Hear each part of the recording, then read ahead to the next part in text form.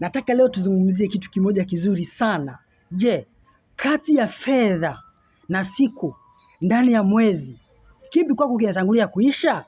Inawezekana ukawa na majibu tofauti tofauti na mimi na mwingine, lakini utakuja kugundua kwamba asilimia kubwa sana wengi wetu fedha huwa zinatangulia kuisha kabla ya siku.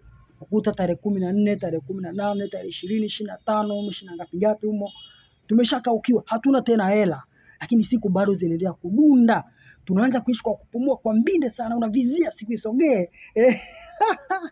Lakini tunataka eneo moja ambalo limekuwa linatusumbua sana ni eneo la kuwa na budget ambayo inakuwa inatuongoza kipato kinapoingia, kinaenda wapi, kufanya nini, matumizi yapi ya misimu na nini. Kwa hiyo unapotafakari kwamba siku na pesa kipi ndio utakwenda kuisha, majibu ambayo unapata ni majibu ambayo ni muhimu sana kuweza kuyafanyia kazi, kwa sababu wengi tunaingia kwenye madeni, tunaingia kwenye mikopo, tunadharauliwa, watu wanasema ni kwa sababu tunashindwa kupangilia ile fedha yetu kwa usahihi. Nauliza tena, je, kati ya pesa na siku kipi kinatangulia kuisha ndani ya mwezi kwako?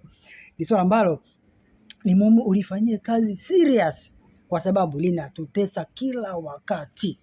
Asante sana.